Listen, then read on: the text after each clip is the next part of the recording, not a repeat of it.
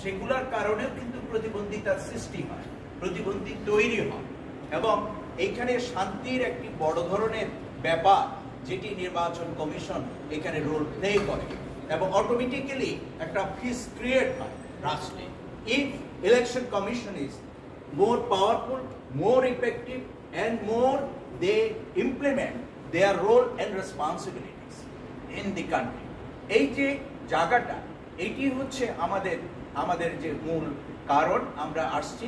আজকে বর্তমানে আমাদের প্রতিবন্ধী ছেলে মেয়েরা কিন্তু সব ভোট সেন্টারে যেতে পারে না, ভোট দিতে পারে না।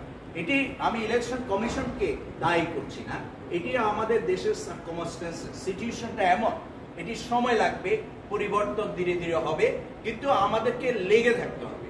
ইলেকশন কমিশনকে ইমিডিয়েটলি প্রতিবন্ধী বিষয়ের উপরে প্রশিক্ষণ, ওরিয়েন্টেশন কর্মসূচি শুরু করা দরকার, তাতে করে 50% নাগরিক বেনিফিটেড হবে এই জায়গা থেকে, যদি ওনারা সেই প্রশিক্ষণটা ওনারা দিয়ে থাকেন। এছাড়া প্রতিবন্ধী ব্যক্তি এখানে অনেক স্টাফ আছে।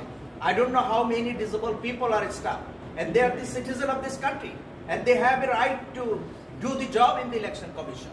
যেটা হচ্ছে না সেটা হতে হবে, এটি হচ্ছে আমাদের আরেকটি কথা। আরেকটি আপনাদেরকে আমি একটা নোট দিতে চাই আপনাদের মাধ্যমে, যে এটা মনে রাখতে হবে, প্রতিবন্ধী ব্যক্তিরা কিন্তু অসহায় না, ইগনোরেবল, তারা কিন্তু অশিক্ষিত নয়, অদক্ষ নয়, তারা কিন্তু অক্ষম নয়। They are the citizen of the country. Their blood is the red and everybody's blood is the red. So এই নাগরিকরা আজকে বাংলাদেশে প্রায় সরকার এই নাগরিকদের কাছ থেকে প্রায় 20 থেকে 25,000 কোটি টাকা every year indirect tax receive করে। ইউ মে নো ইট, যে এই টাকাটা তারা যে রিসিভ করে, in return how much disable people enjoy this facilities, this benefit of this মানি। এগুলো বিষয় আমাদের কিন্তু চিন্তার বিষয়।